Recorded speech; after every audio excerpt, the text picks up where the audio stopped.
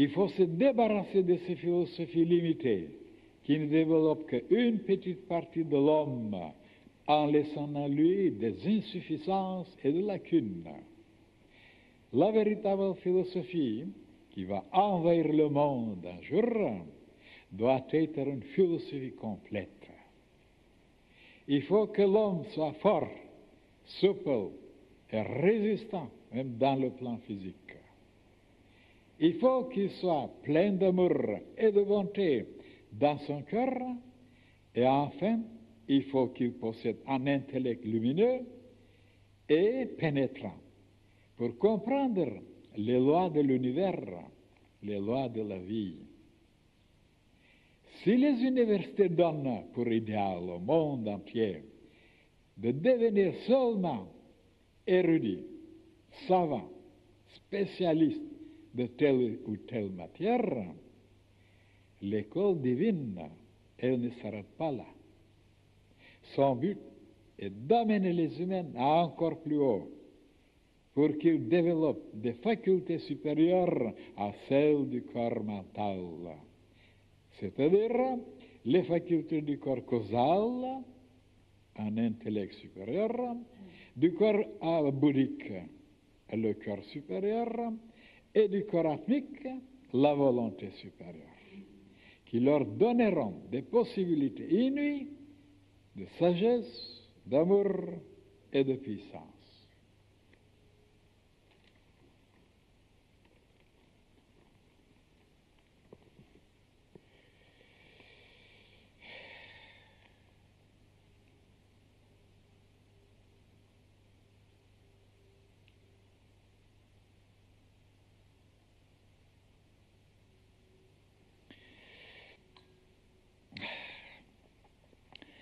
Comme vous l'avez entendu, mes chers frères et sœurs, dans cette page, il est dit que le monde entier, les universités, les écoles, partout, ils ont cette tendance, cet idéal de rendre les humains très savants, très érudits, très capables.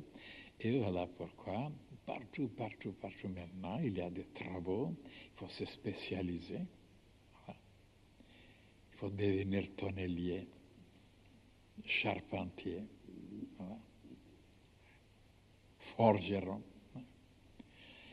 ainsi de suite. Eh oui, mais voilà. Toute cette manière qui est d'ailleurs magnifique, formidable, extraordinaire, puisque regardez, dans tous les domaines, et les recherches, les découvertes qui se font. C'est unique comme jamais. Dans ce siècle, mais alors, il dépasse comme découverte tous les autres siècles. Prenez les anciennes. Dans le passé, on continuait à travailler des siècles de la même façon, labourer la terre, préparer la nourriture, s'aimer, récolter, de la même façon, élever les enfants. Tandis que maintenant, il y a tellement de personnes qui travaillent dans tous les domaines de recherche, chimique, physique, mécanique, à cette nuit. Et ils ont trouvé maintenant des choses extraordinaires, fabuleuses. Hein? Dans le passé, c'était lamentable.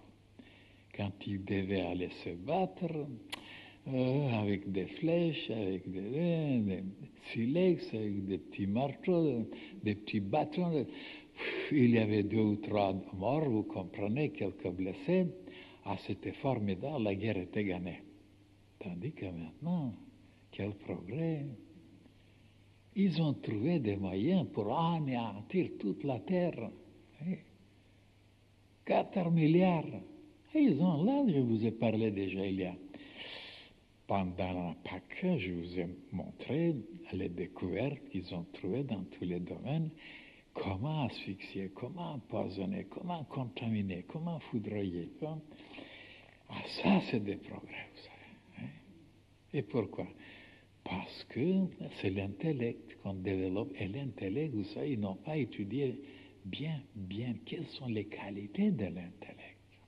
Et moi, pour la première fois, je vous ai présenté qu'est-ce que c'était la volonté, quelle était la tendance, le désir de la volonté, qu'est-ce qu'il voulait, son mobile, son idéal, son but, et le cœur, et l'intellect, et l'âme, et l'esprit, et le corps physique, le côté sexuel, tout, je vous ai, souvenez-vous. Et alors, personne ne s'est arrêté là-dessus pour montrer quelles sont les qualités, les différences entre le cœur et l'intellect. Les humains se sont arrêtés seulement sur une chose. L'utilité matérielle, les possibilités matérielles d'avoir, n'est-ce pas, de pouvoir, d'avoir des moyens, d'avoir des richesses. Et l'intellect, il est très capable pour obtenir tout ça. Le cœur, le pauvre. Parce qu'il est aveugle, le cœur. Il ne voit rien du tout. Ah, il a de la chaleur, oui, il chauffe un peu, il est gentil, il est tendre, mais aveugle, il ne voit rien. Tandis que l'intellect, oh là là, il voit, il pénètre, il analyse, il détruit, c'est fort.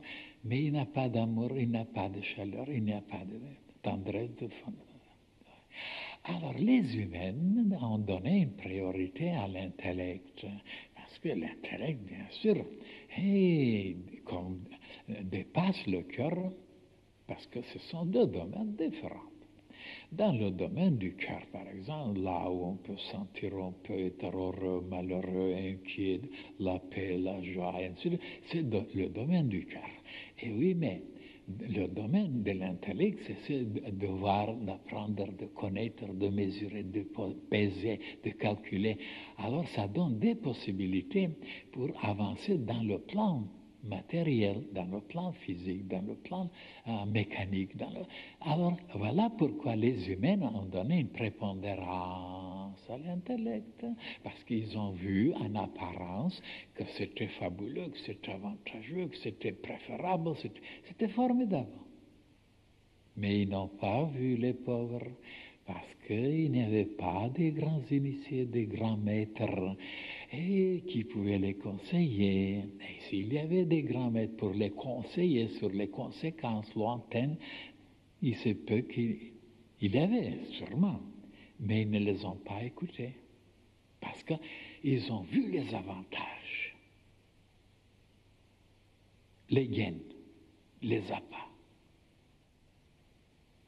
Et voilà pourquoi maintenant, partout, ce qui est normal, ce qui est naturel, ce qu'on préconise, ce qui est catholique, c'est d'envoyer les enfants à l'école, à l'université, parce qu'ils auront des possibilités après de gagner beaucoup plus d'argent, être plus respectés, plus honorés, et ils auront beaucoup plus de chances de devenir dans des degrés plus supérieurs et commander, diriger, ainsi de suite.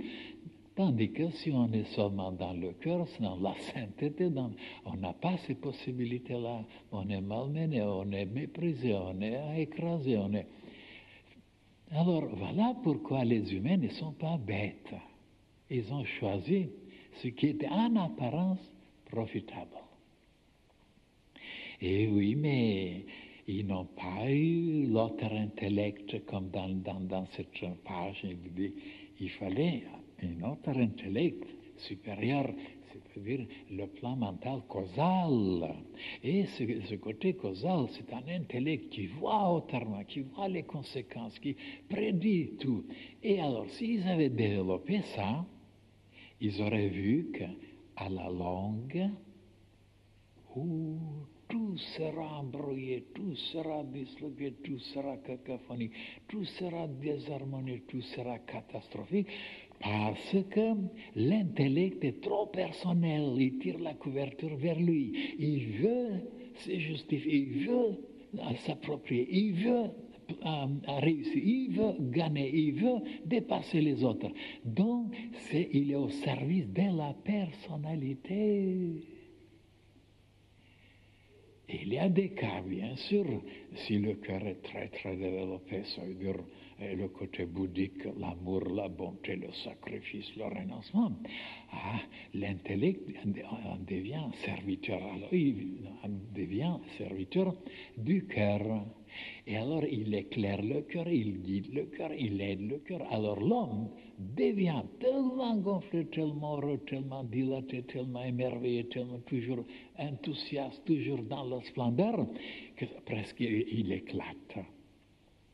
Mais si le cœur est complètement aplati, complètement abandonné, complètement méprisé, et qu'on développe seulement l'intellect pour pouvoir avoir des possibilités dans le monde, et non dans leur âme, dans leur esprit, mais dans le monde extérieur, ça veut dire de pouvoir toucher, de pouvoir manger, de pouvoir acheter, de pouvoir vaincre extérieurement, d'avoir des armes, d'avoir tout. Mais intérieurement, alors, ça périclite. Ça devient de plus en plus de dissonance, de vacarme, de chaos. Et on est malheureux, on est inquiet, on est... Mais ça ne fait rien, ça n'a aucune importance, le côté intérieur, comment on est. Le côté extérieur qui compte. Alors on galope, on gagne, par la ruse, par les tricheries, mais en dedans, alors là, on devient de plus en plus, alors là, ténébreux, de plus en plus infernal, de plus en plus démoniaque, de plus en plus criminel, de plus en plus destructeur, parce que le cœur n'a pas la parole, il est méprisé.